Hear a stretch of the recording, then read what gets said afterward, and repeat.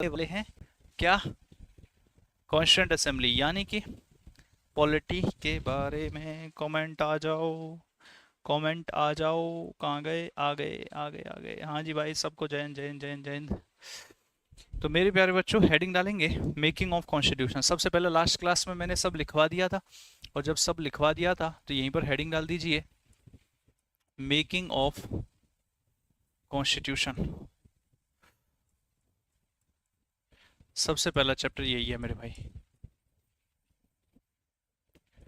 हिंदी में इसी को कहते हैं संविधान का निर्माण।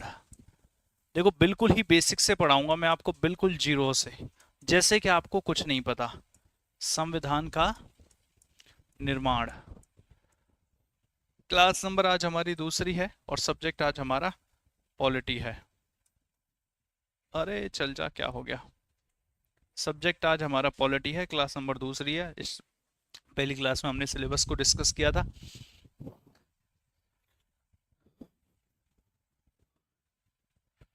ठीक है, जिसने भी नहीं देखा वो सिलेबस वाली क्लास देख लीजिए। आज से आपकी सेकंड क्लास है, दैट इज आपका जो है मेकिंग ऑफ कॉन्स्टिट्यूशन, संविधान का निर्माण। लास्ट क्लास में मैंने आपसे ये कहा था कि हमारा देश जो चल रहा है, हमारे देश में जो कुछ भी हो रहा है, हमारा देश जो चल रहा है, हमारे देश में जो कुछ भी हो रहा है, उसको चलाने के लिए हमने एक किताब बना रखी है जिसमें सब कुछ लिखा है, और जो किताब है वही है कॉन्स्टिट्यूशन। तो that is constitution. Last class में हमने ये भी जाना था कि कॉन्स्टिट्यूशन जो है, इसके अकॉर्डिंग हमारा देश चल रहा है। हमने जो है, जब ब्रिटिशर्स भारत में शासन कर रहे थे उस दौरान देखा था, इसी को historical background of the constitution कहा जाता था। तो अब बात सिर्फ इतनी सी आती है कि ये जो संविधान है जिसके अकॉर्डिंग हमारा देश चल रहा है, ये संविधान बना कैसे, इसको बनाया, मतलब इसको संविधान को किसने बनाया, कैसे बनाया, और संविधान में है क्या क्या। इस संविधान को किसने बनाया, इस संविधान को कैसे बनाया, और इस संविधान में है क्या क्या। इन तीन चीजों का को जो है सॉल्यूशन हमें ढूंढना है। तो सबसे पहला किसने बनाया और कैसे बनाया ये आता है, इसी को मेकिंग ऑफ द कॉन्स्टिट्यूशन कहते हैं। आ जाइए, बिल्कुल बेसिक से समझते हैं कहानी को। कहानी ये है, कहानी ये है, कहानी इस प्रकार से है कि भाई देखिए, बिल्कुल समझते रहना कि जैसे हमारा ये देश था, हमारा देश जो है किसकी कॉलोनी हुआ करता था, ब्रिटेन की। तो यहाँ पर ब्रिटेन था, और इसी ब्रिटेन की कॉलोनी था हमारा प्यारा भारत। पहले ब्रिटेन के लोग यहाँ पर भारत में व्यापार करने के लिए आए थे, ईस्ट इंडिया कंपनी के लोग बनकर के, ब्रिटिश ईस्ट इंडिया कंपनी के। लेकिन धीरे धीरे धीरे धीरे व्यापार करते करते वो लोग शासन करने लगे। तो भाई, जो ईस्ट इंडिया कंपनी के लोग थे जो पहले आए थे, वो व्यापार करने आए थे, लेकिन व्यापार करते करते वो लोग शासन करने लगे। और जब वो लोग शासन करने लगे, इसी दौरान उन्होंने कुछ ऐसा काम किया जिससे भारत में क्रांति हो गई, जिससे बोलते हैं 1857 की क्रांति। और जब 1857 की क्रांति हो गई तो उसके बाद ब्रिटिश गवर्नमेंट ने डायरेक्टली इंडिया को कंट्रोल किया। और ब्रिटिश गवर्नमेंट ने इंडिया को जो कंट्रोल किया डायरेक्टली, वो कंट्रोल किया 1857 से लेकर के 1947 तक। और ये वाला जो था शासन, ये था 1773 से लेकर के 1857 तक। और 1857 से भी नहीं, इसको 58 से लिखो, 1858 से 1947 तक। और जो ब्रिटिशर्स की ईस्ट इंडिया कंपनी थी, इसने जो शासन किया वो किया था 1773 से लेकर के 1857 तक। 1857 में जब रिवॉल्ट ऑफ 1857 हुआ, उसके बाद डायरेक्ट ब्रिटिश गवर्नमेंट ही सीधा कंट्रोल करने लग गई। जो ईस्ट इंडिया कंपनी थी, इसको खत्म कर दिया, इससे कहा तुम व्यापार करो, डायरेक्ट कंट्रोल ब्रिटिश गवर्नमेंट ने ले लिया। ठीक है। उसके बाद बहुत सारे कानून आए, भारत में लागू हुए, और उन कानूनों ने भारत के लोगों का काफ़ी शोषण वगैरह भी किया। जैसे रोल एक्ट वगैरह आया, जलियांवाला बाग हत्याकांड जैसी घटना हो गई इतिहास में, बहुत सारी चीज़ें नहीं। तो उसी दौरान हमने देखा कानून के अकॉर्डिंग शासन कैसे चलाया जाता है, और उसी पर फिर चीज़ों को हम आगे लेकर के चलने लगे। जब हम आज़ाद हुए तो फिर हमारे पास दो ऑप्शन थे कि हम जो है जब संविधान बनाएंगे, मतलब हमारा देश जब आज़ाद हुआ 1947 में, आज़ाद होने वाला था, हुआ नहीं था तब तक, होने ही वाला था। हमारे पास दो ऑप्शन थे। एक तो वो है कि राजा के अकॉर्डिंग देश को चलाया जाए, जैसे पहले था, राजा कहता था अपन अच्छी भगवान है, उस तरीके से चलाया जाए। और दूसरा ऑप्शन ये था मेरे भाई कि वैसे ना चला करके ऐसा किया जाए कि कानून बनाया जाए सर्वसहमति से, और उस कानून के अकॉर्डिंग देश को चलाया जाए। और उसी कानून के अकॉर्डिंग देश को चलाया गया, वही संविधान था। और इसी वजह से 1947 में जब भारत आज़ाद होने लगा था, तो उसी समय फिर भारत के लिए संविधान बनाने की प्रक्रिया शुरू की गई। कैसे बनाया गया वो संविधान, वो अभी हम देखेंगे। वहीं से शुरुआत हुई, जब हम आज़ाद होने वाले थे वहीं से शुरुआत हुई मेकिंग ऑफ कॉन्स्टिट्यूशन की, संविधान के निर्माण की। इसको बनाने में लगभग 1946 से लेकर के 1949 तक का समय लगा, और ये जब बनकर के लागू हो गया, इस समय बनकर के ये कंप्लीट हो चुका था, लेकिन इसको लागू नहीं किया गया। इसको लागू किया गया 26 जनवरी 1950। अभी मैं ये सारी डेट्स दोबारा से लिखवाऊंगा, समझाऊंगा, एक रफली आइडिया दे रहा हूँ। 26 जनवरी 1950 को हमारा जो संविधान था, जो कॉन्स्टिट्यूशन था हमारा, जो ये संविधान था, जो ये कॉन्स्टिट्यूशन था, इस कॉन्स्टिट्यूशन को लागू कर दिया गया। लागू मीन्स बोले तो इम्प्लीमेंट कर दिया गया। लागू मीन्स बोले तो इम्प्लीमेंट कर दिया गया। और 26 जनवरी 1950 के बाद ही हम फिर रिपब्लिक कहलाए, क्योंकि हमारे यहाँ राजा की नहीं चलती। हमारे यहाँ हमारे देश का जो मुखिया है वो राजा नहीं है, वो प्रेसिडेंट है, और प्रेसिडेंट के हर 5 साल बाद इलेक्शंस होते हैं। और ये बात सारी लिखी हुई है संविधान में। दैट्स वाई हम कहते हैं कि संविधान के अकॉर्डिंग हमारा देश चल रहा है। We are a constitutional country. Sir blur हो जाता है बीच बीच में, एक सेकंड भाई, अब नहीं होगा, अब चेक कर लीजिए, है ना, ब्लर बंद कर दिया। तो ये जो समय था, यही मेकिंग ऑफ द कॉन्स्टिट्यूशन है, 1946 से लेकर 1949 तक। तो हम जानेंगे इस समय में हमारे संविधान को किसने बनाया और कैसे बनाया। जब बन जाएगा तो लागू हो जाएगा, और जब लागू हो जाएगा तो फिर हम देखेंगे कि हमारे संविधान में है क्या क्या। तो है क्या क्या वो पॉइंट बाद में आएगा, पहले समझते हैं इस पीरियड में 1940 से 1949 के समय में संविधान को किसने बनाया और कैसे बनाया। इसकी शुरुआत होती है मेरे भाई, सबसे पहली चीज तो यह है कि हमारा जो संविधान है, उस संविधान को किसी पर्टिकुलर व्यक्ति ने नहीं बनाया है। हमारा जो संविधान है, उस संविधान को बनाने के लिए पूरे भारत में से बहुत सारे लोगों को चुना गया था। हमारे संविधान को बनाने के लिए पूरे भारत में से बहुत सारे लोगों को चुना गया था। उनकी एक सभा थी, जिस सभा ने हमारे कॉन्स्टिट्यूशन को बना करके रेडी किया है। तो हमारे संविधान को किसी एक व्यक्ति ने नहीं बनाया है, बहुत सारे 300-400 लोग थे, सब बताऊंगा। तो बहुत सारे लोग थे, उन बहुत सारे लोगों ने मिलकर के बनाया है, और उनकी जो सभा थी, इसी को कहा जाता था कॉन्स्टिट्यूएंट असेंबली। कॉन्स्टिट्यूएंट असेंबली मतलब ये जो असेंबली है, ये कॉन्स्टिट्यूशन को बनाने के लिए इकट्ठी हुई है, इसीलिए संविधान को बनाने के लिए इकट्ठी होने वाली सभा ही क्या कहलाई, संविधान सभा। तो सबसे पहला पॉइंट तो यही है कि जिस संविधान सभा ने हमारे संविधान को बनाया, वो संविधान सभा बनी कैसे और उसने हमारा संविधान बनाया कैसे। आइए शुरू करते हैं। वो संविधान सभा बनी कैसे और उसने हमारा संविधान बनाया कैसे, आ जाइए। तो हेडिंग डालेंगे कॉन्स्टिट्यूएंट असेंबली, हेडिंग डाल दीजिए कॉन्स्टिट्यूएंट असेंबली संविधान सभा। अबे हिस्ट्री अलग कॉन्सेप्ट है, यहाँ पॉलिटी चल रही है, पहले पॉलिटी पढ़ लो। जब हिस्ट्री चलती है तो मैं ज्योग्राफी याद आती है, जब ज्योग्राफी चलती है तो मैं पॉलिटी याद आती है, पॉलिटी में अब तुम्हें हिस्ट्री याद आ रही है, फिर तुम्हें इकोनॉमिक्स याद आती है। अबे जो चीज़ जहाँ चल रही है उससे पढ़ लिया करो। ये पागलों वाली बातें और बेवकूफ़ों गधों वाली बातें मत किया करो। इतने बड़े हो गए हो, बुद्धि आई नहीं है, तुम्हारी अकल कहाँ चलने जाती है। मेरे से कहलवाते हो यहाँ पे। जब मैं प्यार से पॉलिटी पढ़ा रहा हूँ, ये पढ़ लो। और अगर किसी बैच में हिस्ट्री चल रही है तो हे बुद्धिजीवी हो, तो मैं दुष्ट कहूं, क्या कहूं मैं तुम्हें। तुम्हें इतना नहीं पता कि तुम्हारी हिस्ट्री कहां पर चल रही है, कौन सी हिस्ट्री चल रही है, और जिसमें तुम कह रहे हो कि यहाँ खत्म हो गई, नहीं हो गई। अबे पागल हो क्या, अकल से घास चढ़ने जाती है तुम्हारी अकल है। अनाज पानी खा करके इंसान होने का मतलब क्या है, ये जानते हो तुम।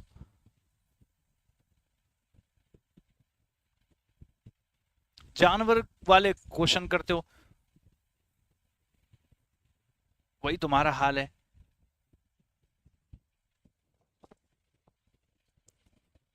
डालो। तो संविधान सभा कैसे बनी, भारत में से बहुत सारे, मत किया करो ये बेवकूफ वाली बात है।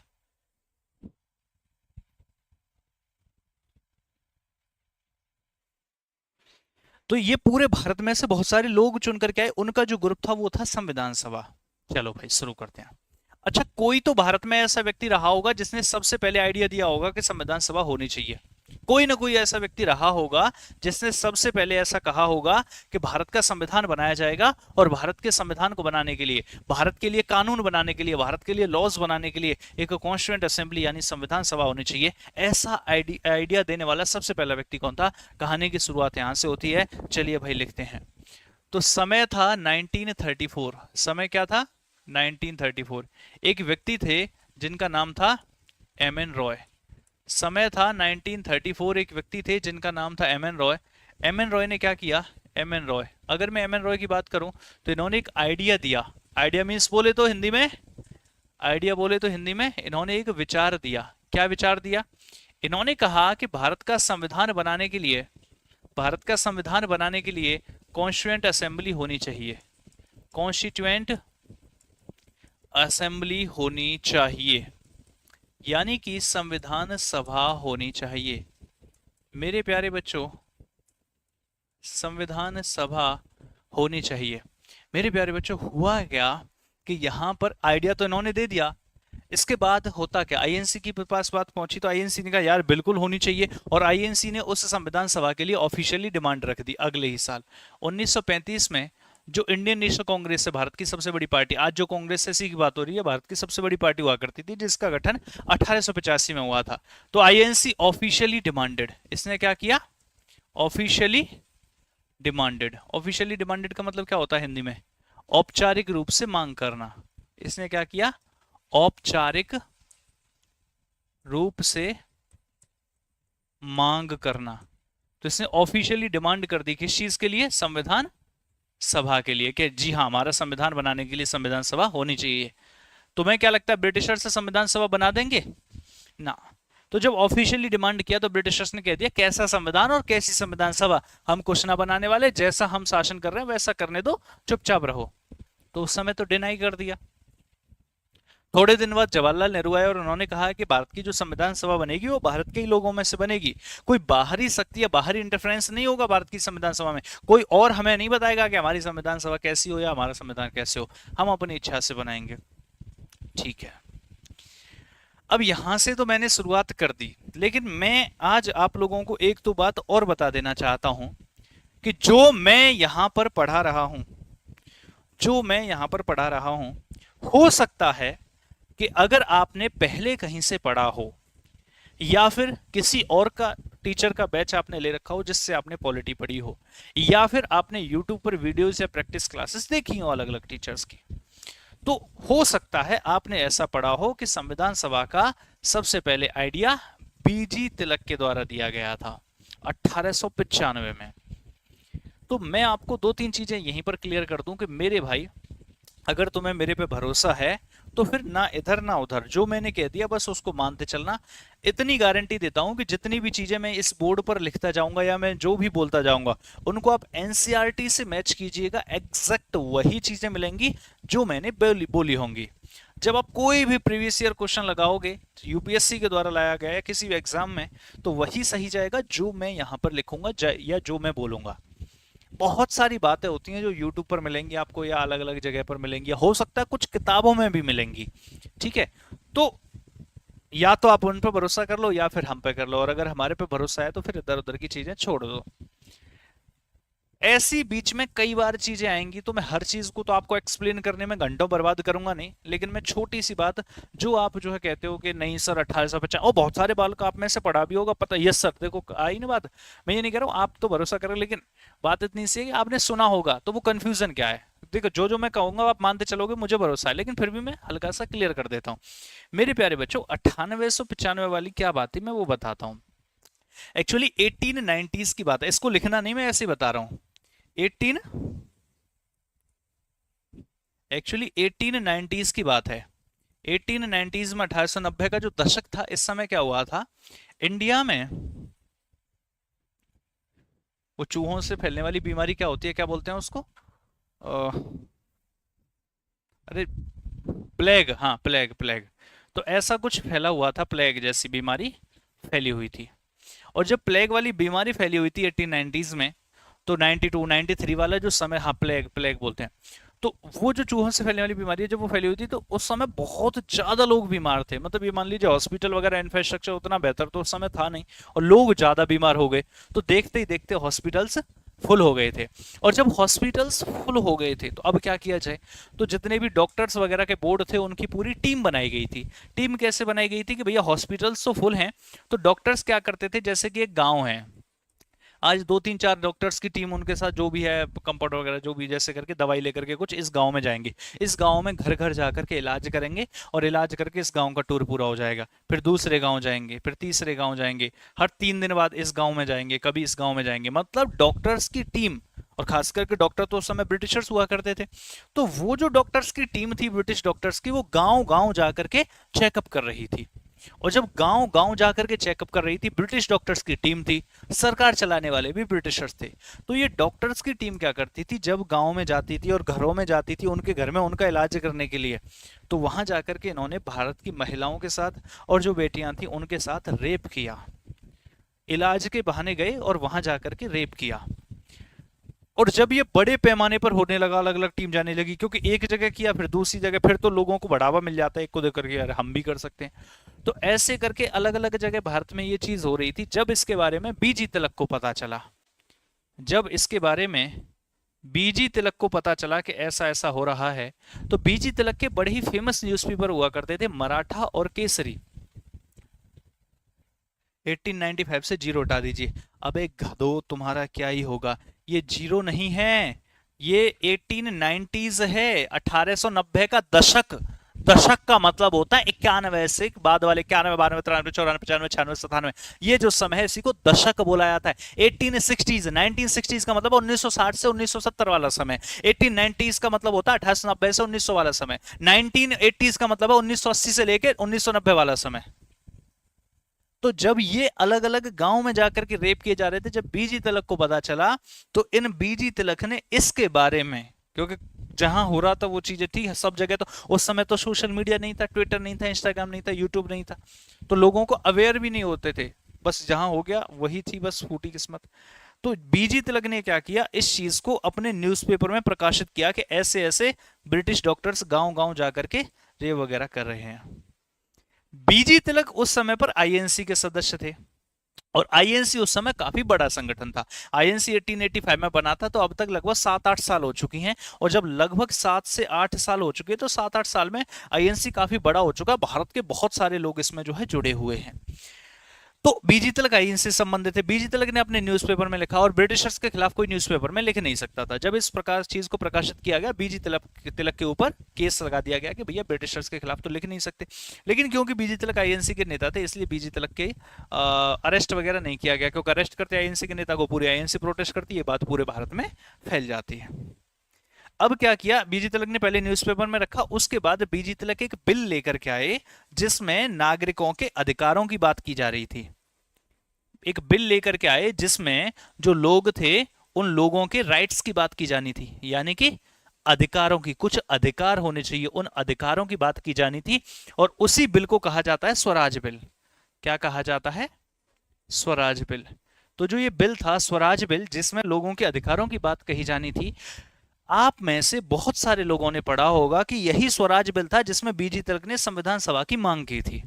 तो मेरे प्यारे बच्चों, उसमें बीजी तिलक ने कुछ अधिकारों की मांग की थी कि सर्वसहमति से हमें कुछ अधिकार डिसाइड करने चाहिए कि लोगों के पास ये अधिकार होंगे। आईएनसी का मतलब होता है इंडियन नेशनल कांग्रेस। आज कांग्रेस का नाम नहीं पता तो मुझे, इंडियन नेशनल कांग्रेस। आज जो कांग्रेस है ये वही कांग्रेस है जिसका गठन 1885 में हुआ था, 7-8 साल बाद किया था।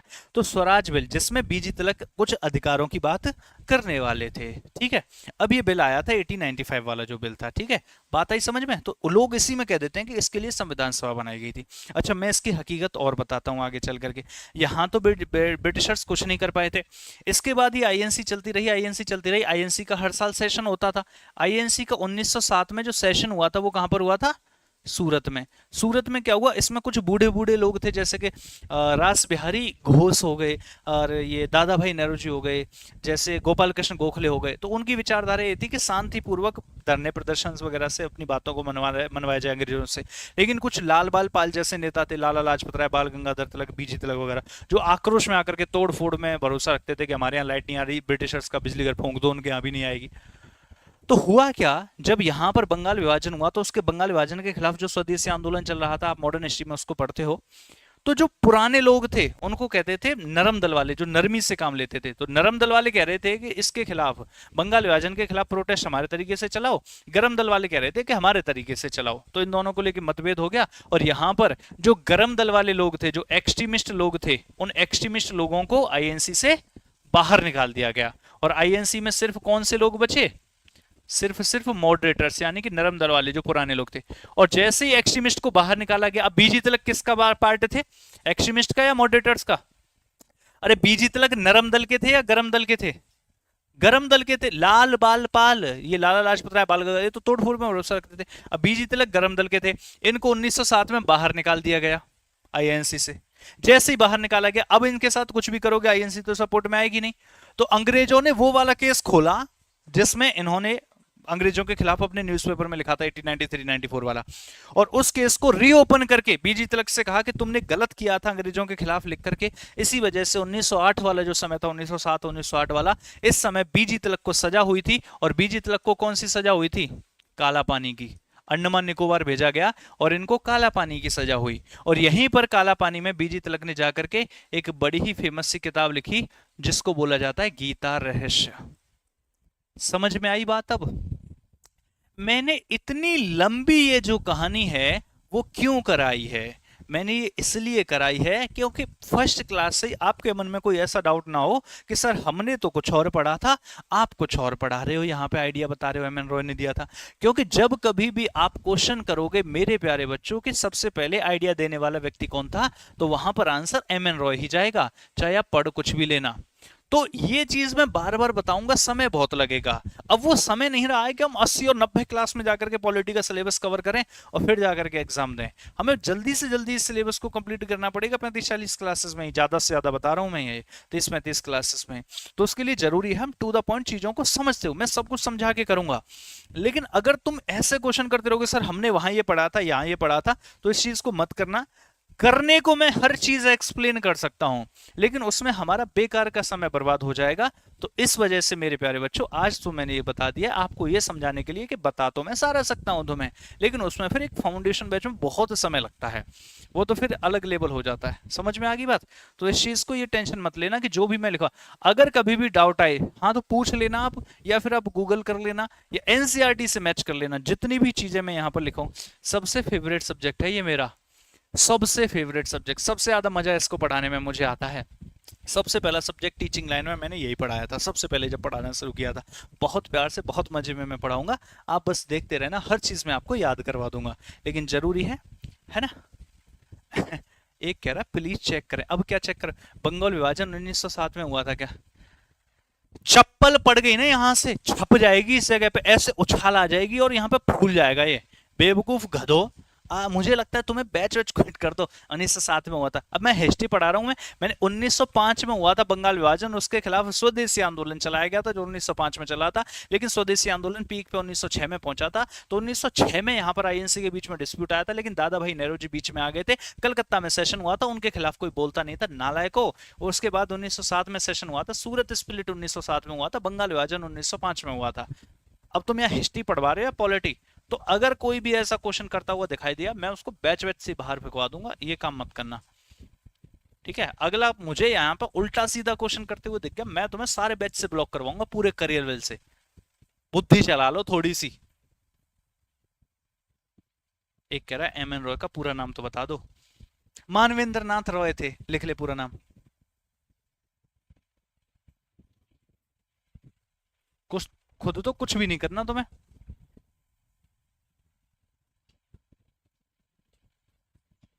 हाँ बिल्कुल आएंगे, तो आप जो उसको दोबारा से देखोगे जिक्र है, तो फिर आप उसमें उसमें और ज्यादा बेहतर होगा। नहीं, किसी भी चीज को अगर आप दोबारा देखते हो या प्रैक्टिस करते हो तो और ज्यादा मजा आता है। चलिए भाई, तो 1934 में एम एन रॉय ने आइडिया दिया कि एक संविधान सभा होनी चाहिए। आईएनसी ने 1935 में मांग की, लेकिन ब्रिटिशर शासन कर रहे थे, उन्हें मना ही कर देना था। उसके बाद जवाहरलाल नेहरू बाहर आए, 1938 की बात है, और जवाहरलाल नेहरू ने ये कहा, जवाहरलाल नेहरू ने ये कहा कि हमारी जो संविधान सभा होगी उसमें बाहरी इंटरफेरेंस नहीं होगा, बाहरी शक्ति हमें नहीं बताएगी, आउटर इंटरफेरेंस नहीं होगा। उस संविधान सभा में कोई भी आउटर इंटरफेरेंस नहीं होगा, कोई बाहरी शक्ति हमें नहीं बताएगी कि हमारा जो है कैसे होना चाहिए। फ्रॉम कर्नाटका फजल, क्या बात है मेरे भाई, लव यू। तो कोई बाहरी शक्ति हमें नहीं बताएगी, ये सब हो रहा था। अंग्रेजों ने हमारी एक नहीं मानी, बिल्कुल 1% हमारी बात नहीं मानी कि ऐसा हो या वैसा हो। कोई बात नहीं, हर चीज का एक सही समय होता है, अपनी सही समय का इंतजार करना चाहिए। थोड़े ही दिन गुजरे थे कि आपको याद आ रहा होगा, थोड़े दिन बाद 1938 के बाद अगला जो समय आया वो आया 1939। और मेरे प्यारे बच्चों, अगर मैं 1939 की बात करता हूं तो आप सब लोग जानते हो वर्ल्ड वॉर सेकंड के बारे में। जानते हो कि नहीं जानते हो? द्वितीय विश्व युद्ध के बारे में, जो कि 1939 से लेकर के 1944-45 तक चला था। ठीक है, ऑलमोस्ट 44 में खत्म हो गया था, लेकिन जो है 45 में फिर यूएनओ का गठन किया गया था। 45 में फिर, ताकि आगे चल के कोई वर्ल्ड वॉर ना हो, विश्व मंच पर शांति बनी रहे, उसी के लिए तो यूनाइटेड नेशंस ऑर्गेनाइजेशन का गठन किया गया था। चलिए भाई, तो वर्ल्ड वॉर सेकंड जो है 1939 में शुरू हुआ। जब 1939 में शुरू हुआ तो यहाँ पर एक देश पड़ता है जिसको ब्रिटेन कहा जाता है ना? यस। और इसी ब्रिटेन की कॉलोनी हुआ करता था अपना भारत। और भारत की इतनी ज्यादा जनसंख्या थी, ब्रिटेन का कंट्रोल था। तो क्या वर्ल्ड वॉर सेकंड में ब्रिटेन पार्टिसिपेट कर रहा था? यस, बिल्कुल कर रहा था ब्रिटेन पार्टिसिपेट। और जब ब्रिटेन पार्टिसिपेट कर रहा था, हर कोई ये चाहता है कि मैं युद्ध में मजबूत स्थिति में रहूं।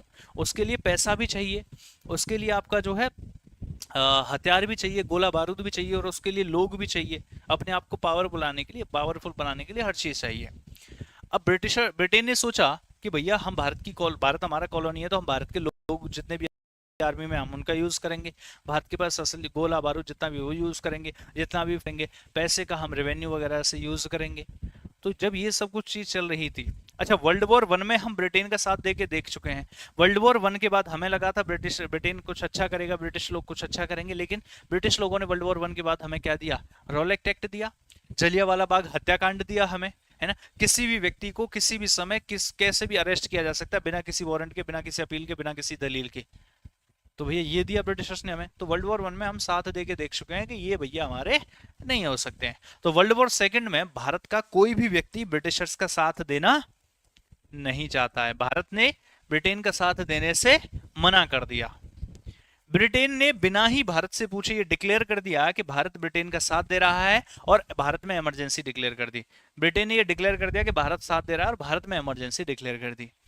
ये जैसे ही हुआ, यहां पर भारत में जो आईएनसी थी, जो अलग अलग सरकारों में, मतलब राज्यों में सरकार बनाए बैठी थी, इस आईएनसी ने सभी राज्य सरकारों से रिजाइन दे दिया, त्याग पत्र दे दिया। कांग्रेस, ये मुस्लिम लीग बोली थैंक यू सो मच, और इसको मनाया थैंक्स गिविंग डे के रूप में। चलो ये सारी चीजें तो आप हिस्ट्री में पढ़ते ही हो, ये सब कुछ चल रहा था।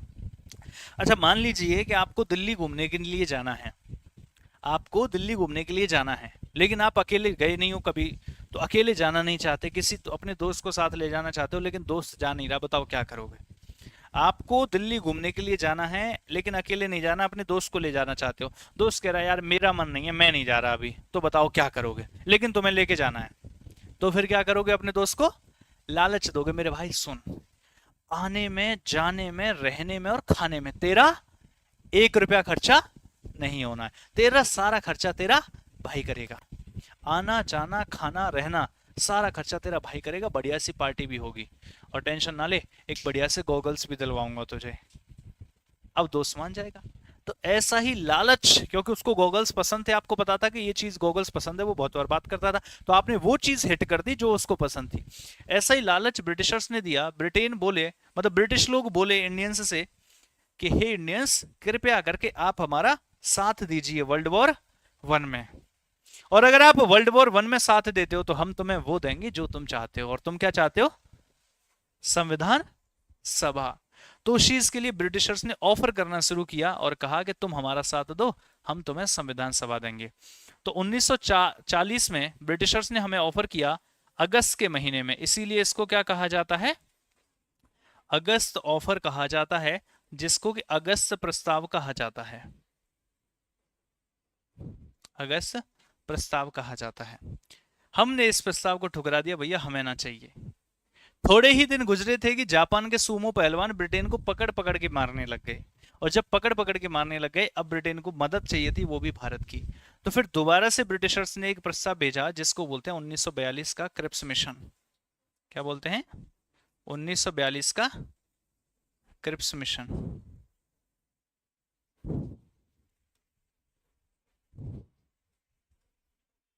क्रिप्स अभियान। मेरे प्यारे बच्चों, जो क्रिप्स अभियान भेजा था, इसमें 3 लोग थे, स्टेफर्ड क्रिप्स, एबी अलेक्जेंडर और पैथिक लॉरेंस। ये मैं हिस्ट्री में पढ़ाऊंगा आपको सब, ठीक है? तो स्टैफर्ड क्रिप्स, एवी अलेक्जेंडर और पैथिक लॉरेंस, इसमें से जो स्टैफर्ड ये सब ब्रिटेन कैबिनेट के मिनिस्टर थे। तो इसमें से जो स्टैफर्ड क्रिप्स था वो मेन था, इसी वजह से इस मिशन का नाम रखा गया क्रिप्स मिशन। ये आया भारत में और आकर के बोला कि हे भारत के लोगों, हे आईएनसी, आप हमारा साथ दीजिए वर्ल्ड वॉर सेकंड में, हम तुम्हें संविधान सभा देंगे after world war second. Cripps mission में क्या कहा गया कि ये इंडिया को क्या देंगे, इंडिया के लिए बनाएंगे संविधान सभा, लेकिन कब, आफ्टर वर्ल्ड वॉर सेकंड। तो भैया वर्ल्ड वॉर सेकंड ये भारत के लिए संविधान सभा बनाएंगे, तुम्हें पता है कि यही पार्टी जीतेगी? कौन कौन ये वादा कर, मतलब दावा कर सकता है कि फ्यूचर में, किसी ने फ्यूचर तो देखा नहीं था कि ब्रिटिशर से जीतेंगे। हो सकता है जापान के सुमो पहलवान पकड़ के इनको पीटे और इंडियंस इसका साथ दे रहे थे, इस वजह से इंडियंस को भी फिर, क्योंकि लपेटे तो सब जाएंगे जो जिसका साथ देगा, तो इस बात की तो कोई गारंटी नहीं है। तो गांधी जी बोले कि हे ब्रिटेन, ब्रिटिश लोग हो, जो तुम ये वादा कर रहे हो ये तो एक ऐसा चेक है, मान लीजिए मैं आपको जो है 2 लाख रुपए का चेक दे दूं और उस पर डेट डाल दूं 2065, इलाहाबाद बैंक का चेक दे दिया मैंने और डेट डाल दी 2065, पता लगा 2065 में इलाहाबाद बैंक की दिवालिया घोषित हो गया, क्या फायदा उस चेक का? आज तो खुशी होगी लेकिन उस चेक का कोई फायदा नहीं रहेगा। दैट्स वाई यहाँ पर क्या है कि वर्ल्ड वॉर सेकंड में ब्रिटिश जीतेंगे, इस बात की भी तो कोई गारंटी नहीं है। तो गांधी जी बोले ये जो चेक तुम हमें दिखा रहे हो, ये चेक में डेट जो है वो बाद की है, क्योंकि कोरोना आया था, कोरोना कब खत्म होगा किसी को नहीं पता। ऐसे वर्ल्ड वॉर सेकंड आज हमें पता है कि खत्म हो गई थी 44 में जाकर के, लेकिन उस समय 1942 में थोड़ी पता था कि 2 साल बाद खत्म हो जाएगी, 1939 में थोड़ी पता था कि इतनी लंबी 6 साल तक चलेगी। तो यहाँ पर गांधी जी बोले कि भैया जो लॉलीपॉप तुम हमें देने की कोशिश कर रहे हो वो हम जानते हैं कि खत्म कब होगी, पहली बात तो ये नहीं पता, पोस्ट डेटेड चेक है, और दूसरी बात जब खत्म होगी तो इस बात की कोई गारंटी है तुम ही जीतोगे? पता लगा तुम हार गए तो तुम्हें जिसने कूटा वो इंडिया में भी आ रहा है, क्योंकि ब्रिटेन की कॉलोनी इंडिया है और साथ दे रहा है ब्रिटिशर्स का। ना ना ना ना ना ना ना, वो बैंक ही क्रैश हो जाएगा। तो इसको क्या कह दिया क्रिप्स मिशन को? Post dated check. पोस्ट मतलब बाद की डेट डली हुई है, post dated check.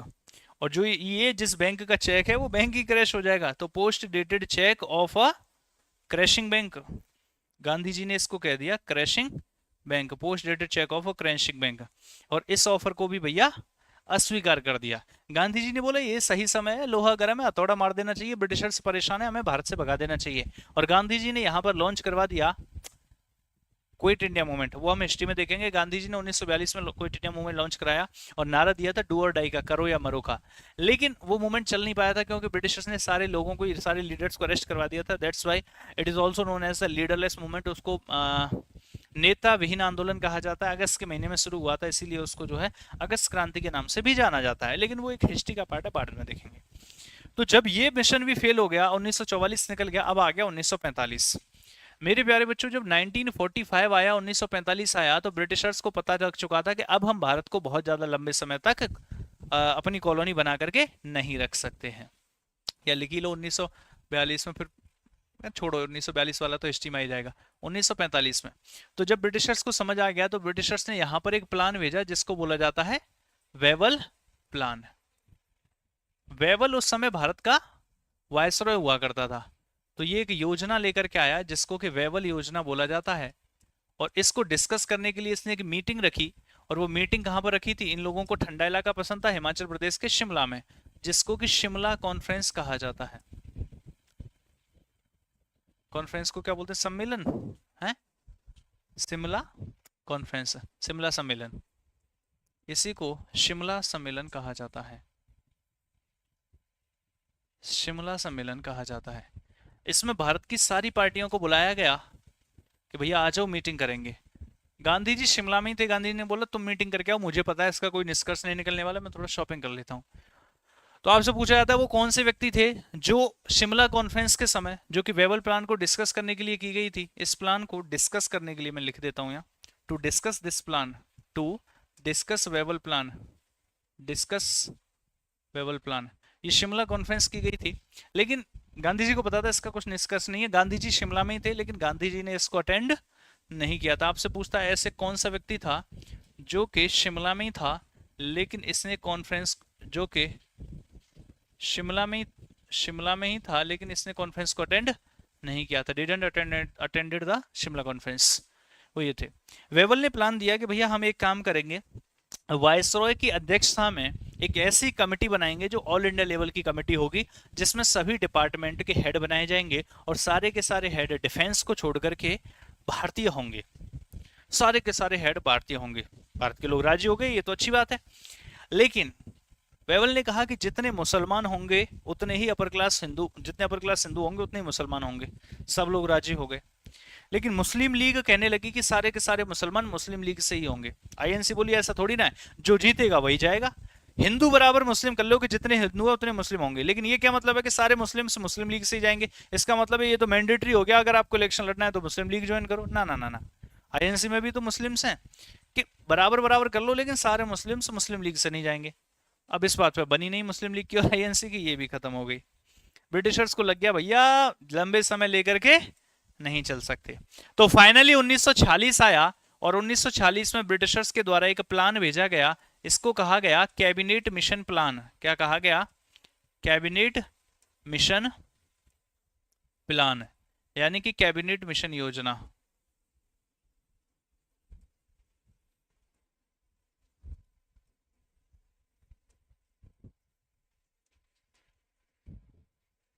Cabinet mission plan का मतलब होता है कैबिनेट मिशन योजना। और जो ये कैबिनेट मिशन योजना थी मेरे भाई, इसको भेजा गया 24 मार्च 1946 को अराइव्ड दिल्ली। ये लोग दिल्ली पहुंच गए थे, ये लोग दिल्ली पहुंच गए थे, अराइव्ड दिल्ली। ये लोग दिल्ली पहुंच गए थे और उसके बाद 16 मई 1946 इन्होंने क्या किया? इन्होंने अपना प्लान पब्लिश कर दिया, योजना को प्रकाशित कर दिया। प्लान को पब्लिश, जो ये प्लान लेकर के आए थे इसी प्लान को पब्लिश कर दिया, यानी कि योजना को प्रकाशित कर दिया। और जब योजना को प्रकाशित किया तो क्या था इस प्लान में देखेंगे, लेकिन उससे पहले हम जानेंगे कि इस प्लान में बेसिकली 3 सदस्य थे। कितने सदस्य थे मुन्ना? यहाँ पे 3 सदस्य थे। वो कौन कौन से थे? एक तो थे पैथिक लॉरेंस, जो कि हेड थे, पैथिक लॉरेंस। दूसरे जो सदस्य थे वो थे, ये वही तीनों हैं जो क्रिप्स मिशन में भी थे, लेकिन वो समय स्टेफर्ड क्रिप्स हेड थे या पैथिक लॉरेंस। दूसरे जो थे वो थे एबी अलेक्जेंडर, ये ब्रिटेन की कैबिनेट के मंत्री हैं तीनों के तीनों। और तीसरे भैया जो थे वो थे स्टेफर्ड क्रिप्स। ये 3 सदस्य थे इसमें, और तीनों सदस्य भारत आए और भारत में एक प्लान लेकर के आए। और यही कैबिनेट मिशन प्लान है, यही वो कैबिनेट मिशन प्लान है जिस प्लान के तहत भारतीय संविधान सभा का गठन हुआ है। भारतीय संविधान सभा का गठन हुआ है, सभा का गठन हुआ है। इसका मतलब है इसी प्लान के तहत, according to this plan, accordingly, according to this plan, formation of constituent assembly take place. Formation of constituent assembly take place. भारतीय संविधान सभा का गठन हुआ है, formation of constituent assembly take place. इसी प्लान के तहत, इसी प्लान के तहत भारतीय संविधान सभा का गठन हुआ है। जिस कॉन्स्टिट्यूएंट असेंबली ने हमारा संविधान बनाया है, जिस कॉन्स्टिट्यूएंट असेंबली ने हमारा संविधान बनाया है, उस कॉन्स्टिट्यूएंट असेंबली का या संविधान सभा का जो गठन है वो इसी प्लान के तहत हुआ है। ठीक है मेरे भाई, अब मुझे बताओ आपको यहाँ तक की कहानी समझ आई या नहीं आई? जल्दी से बता दो, आपको यहाँ तक की कहानी समझ आई? बिल्कुल बेसिक से आई? यस और नो? पहली दूसरी क्लास तो हम और आराम से करवाएंगे। सर जी क्या क्या पढ़ाओगे आप? हम तो सब कुछ पढ़ा देंगे सर। इतने दिन से पॉलिटी का वेट कर रहा था, बट मैंने खुद से पॉलिटी का सिलेबस खत्म कर लिया था। बहुत अच्छी बात है, अब हमारे साथ पढ़िए, बहुत मजा आ जाए। मजा आ गया सर, एकदम क्रिस्टल क्लियर हो गया sir. Thank you so much भाई, लिख लीजिए। कोई doubt? No sir, very good. तो फटाफट से इस बात को छाप लीजिए। अब मैं आपको बताता हूं फॉर्मेशन ऑफ कॉन्स्टिट्यूएंट असेंबली किस प्लान के तहत बनी थी। यहां से 3-4 क्वेश्चन बनते हैं। माउंटबेटन प्लान क्या था? अबे रुक तो जाओ, अभी हम 1946 में हैं। माउंटबेटन प्लान 3 जून 1947 को आएगा, है? अभी हम 1946 में हैं और तुम 1947, फिर वही बात, फ्यूचर की बातें करो। रुक जाओ, भगवान कसम सर स्वाद आ गया। ऐसा ही स्वाद आ तो चाहिए था सर, कल से मैथ पढ़ा दो अबे हर चीज हिंदी में लिखी है बेवकूफ आदमी। इनके नाम नहीं लिख पा रहा, तू पढ़ाई छोड़ दे, मैं लिख के दे देता हूँ तेरे से। अगर तू नाम नहीं लिख पा रहा है तो बहुत मुश्किल है जीवन में सब कुछ करना, इसलिए छोड़ दे। हाँ, तो कुछ मजा ही आ गया ना, बहुत बढ़िया। देखो मेरे भाई, यहां से दो तीन क्वेश्चन कैसे कैसे बनते हैं। सबसे पहली बात, संविधान सभा का आइडिया किसने दिया था? Great sir. तो ये एम एन रॉय ने दिया था। कब दिया था? 1934। आईएनसी ने डिमांड कब करी थी? 1935 में करी थी। इसके बाद अगस्त ऑफर कब आया था? 1940 में। क्रिप्स मिशन कब आया था? 1942 में। गांधी जी गांधी जी ने किसे post dated of cheque crashing cheque post dated cheque of crashing bank कहा है? क्रिप्स मिशन को। किसके द्वारा कहा गया? गांधी जी के द्वारा।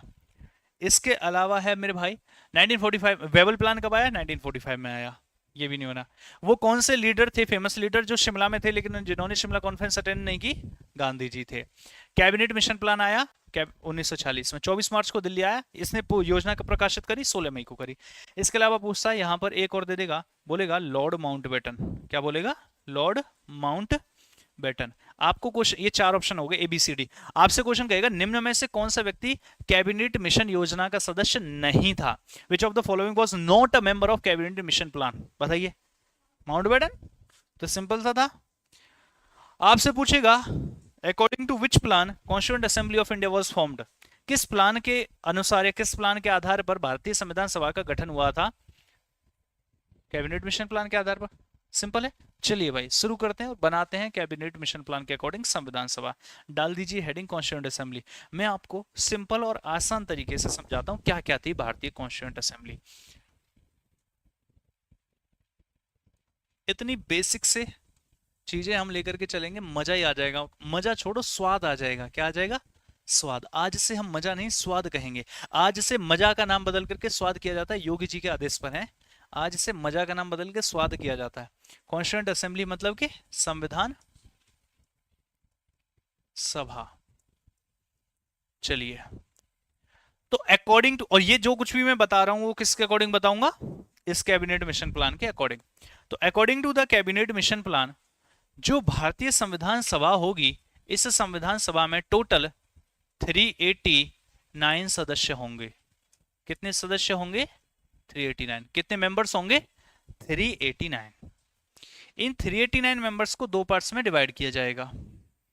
कैसे कैसे? 296 और 93।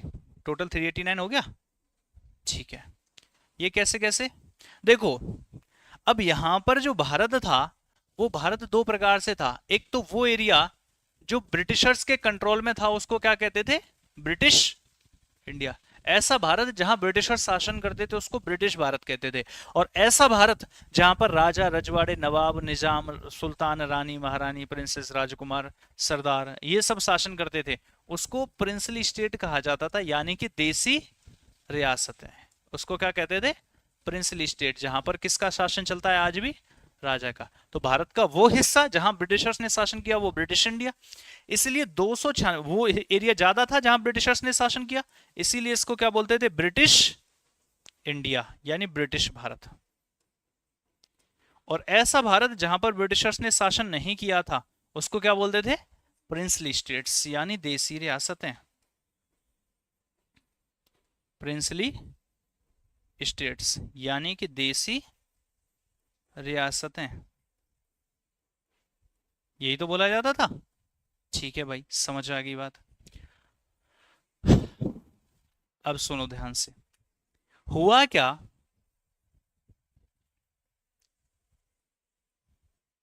मुझे एक चीज बता दो छोटी सी, कि ब्रिटिश इंडिया जो है, क्या कभी ब्रिटिशर्स ने इस इंडिया में इलेक्शंस करवाए होंगे? हिस्ट्री आपने पढ़ी नहीं पढ़ी वो चीज छोड़िए, तुम्हें क्या लगता है इलेक्शन जैसा जो प्रोसेस है, चुनाव होते हैं, वोट डाला जाता है, नेता चुना जाता है, ऐसी कुछ चीजें ब्रिटिशर्स ने कभी ना कभी करवाई होंगी भारत में?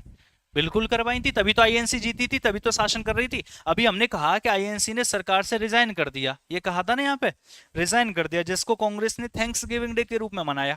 तो ये सरकार कैसे चला रही थी? जीती होगी, इसका मतलब इलेक्शन होते होंगे। तो जहां ब्रिटिशर्स शासन करते थे वहां इलेक्शन होते थे। इसका मतलब है 296 सीटों पर क्या होने वाले हैं?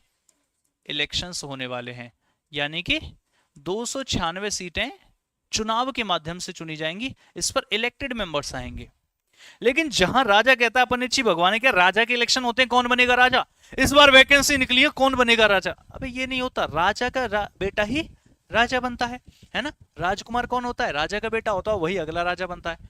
तो यहां तो इलेक्शन ही नहीं होते, पता लगा तुम ईवीएम में मशीन लेके पहुंचोगे कि वोट डालो, धड़ से आपके खींच के चाटा पड़ा, ये कह रहा ये क्या है, तुमने कहा ईवीएम, फिर पड़ा एक और, ईवीएम क्या होता है, तुमने कहा वोट डालने की मशीन, फिर पड़ा एक और, वोट क्या होता है, समझ नहीं आ रही बात। तो यहां तो कभी इलेक्शंस वगैरह हुए ही नहीं है, और जहां इलेक्शंस नहीं हुए हैं तो वहां तुम इलेक्शन कैसे करा सकते हो। तो यहां पर तो इलेक्शन के माध्यम से लोगों को चुना जाएगा 296 को, ऐसे भारत में से जो भारत में ब्रिटिशर शासन करते हैं। लेकिन जहां राजा लोग हैं, लगभग 400 से 450 462 से ज्यादा, मतलब 562 से ज्यादा देसी रियासतें थी, उनमें से ये कहा गया कि राजा अपनी इच्छा से, जिसको भी लगता है राजा को कि ये व्यक्ति थोड़ा विद्वान होगा, जानकार होगा, इसको नॉलेज होगी, उस व्यक्ति को अपनी इच्छा से वो भेज सकता है संविधान सभा में। इसका मतलब यहां पर इलेक्शंस नहीं होंगे, इसको क्या बोला जाता है, मैं अपनी इच्छा से किसी को नॉमिनेट करके भेज दूं तो इसे नॉमिनेशन कहा जाता है। इसका मतलब है 93 सीटों पर क्या होना था, नॉमिनेशन, समझ गए। नॉमिनेशन को होता है मनोनीत करना,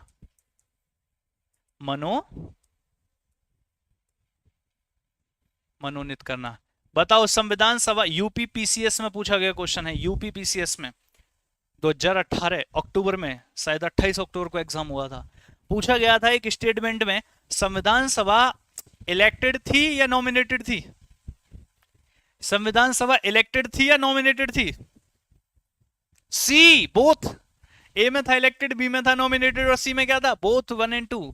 तो इसका मतलब पार्शली इलेक्टेड पार्शली नॉमिनेटेड। अब सुनो, जो ब्रिटिश इंडिया था उसमें भी दो पार्ट्स हुआ करते थे। दो पार्ट्स कैसे, जैसे आज राज्य भी हैं और यूनियन टेरिटरीज भी हैं, तो वैसे ही उस समय पर राज्य भी थे और यूनियन टेरिटरी भी थे। और जब राज्य भी थे यूनियन टेरिटरी भी थे तो इनको डिवाइड किया गया 292 और 4 में। 292 सीटें हुआ करती थी, ये क्या बोलते हैं, राज्यों को क्या बोलते थे उस समय, प्रोविंस। राज्यों को उस समय क्या बोलते थे, प्रोविंस, यानी कि प्रांत। और उस समय के जो यूनियन टेरिटरीज थे, आज के जो राज्य हैं वो प्रोविंस थे। अरे जो यूपी है ये क्या था, Uttar Pradesh, united province, united province, province का स्टेट बन गया और प्रदेश बन गया, और यूनाइटेड का यूपी बन गया, उत्तर प्रदेश बन गया। सेंट्रल प्रोविंस, सेंट्रल का मध्य बन गया, और प्रोविंस का प्रदेश बन गया, जो मध्य प्रदेश बन गया। तो ये जो प्रोविंस है मतलब आज के राज्य, यूनियन टेरिटरी को उस समय बोलते थे, केंद्र शासित प्रदेश को बोलते थे चीफ मिनिस्टर्स प्रोविंसेस, क्या बोलते थे, चीफ कमिश्नरीज कह लीजिए, चीफ कमिश्नरीज या चीफ मिनिस्टर्स प्रोविंसेस, ये चीफ कमिश्नर्स प्रोविंस कहते थे इसको, या चीफ कमिश्नरीज, चीफ कमिश्नरीज कह लीजिए। मुख्य आयुक्त प्रांत कहते थे इसको, मुख्य आयुक्त, क्योंकि यहां पर चीफ कमिश्नर होता था, जैसे आज यूनियन टेरिटरी में एडमिनिस्ट्रेटर होता है, राज्य में गवर्नर होता है, तो यहां चीफ कमिश्नर होता था और यहां पर गवर्नर हुआ करता था, तो मुख्य आयुक्त प्रांत इसको कहा जाता था। अच्छा बताओ, प्रोविंसेस की संख्या कितनी थी, 11। उस समय कितने राज्य थे, 11, और इन्हीं 11 में से टूटते टूटते टूटते टूटते फिर आज तो बहुत सारे राज्य, मतलब उस समय 11 राज्य थे, आज कितने हैं, 28 राज्य हैं। ऐसे उस समय कितने यूनियन टेरिटरीज से, 4, आज कितने, 8। अच्छा कौन कौन से यूनियन टेरिटरीज से कोई मुझे बताएगा, 4 यूनियन टेरिटरीज से वो कौन कौन से थे, तो देखेंगे भाई, दिल्ली,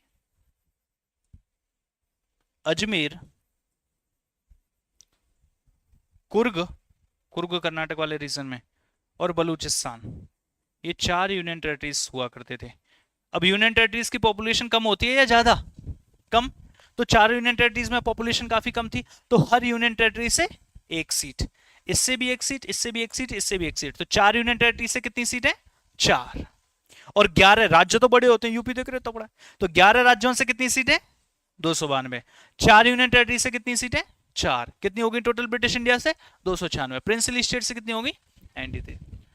अब सर ये क्वेश्चन आता है कि 10 लाख, ये क्या बोलते हैं 389 ही क्यों, 390 कर लेते, 400 कर लेते, अच्छा सा रहता, 389 ही क्यों, इसको 370 कर लेते, 400 कर लेते, 500 कर लेते, 389 ही क्यों, क्योंकि ऐसा नहीं है ब्रिटिशर्स का मन किया, रात को एक ख्वाब आया, दिन में तुमने जाकर के सीटें 389 कर दी, नहीं, ये सीटें पॉपुलेशन के आधार पर डिवाइडेड थी। पॉपुलेशन के आधार पर कैसे डिवाइडेड थी, हर 10 लाख लोगों के ऊपर, 10 लाख लोगों के ऊपर कितनी सीट थी? एक सीट थी। इसका मतलब है 1 मिलियन, इसका मतलब है 1 मिलियन लोगों के ऊपर कितनी सीट थी? 10 लाख को ही क्या बोलते हैं? 1 मिलियन। इसका मतलब यही है कि 10 लाख लोगों के लिए एक सीट थी या 1 मिलियन लोगों के लिए एक सीट थी। ये भी आपसे पूछ लेता है कि कितने लोगों के लिए थी, या स्टेटमेंट वगैरह में आपको पता होना चाहिए। समझ में आई बात?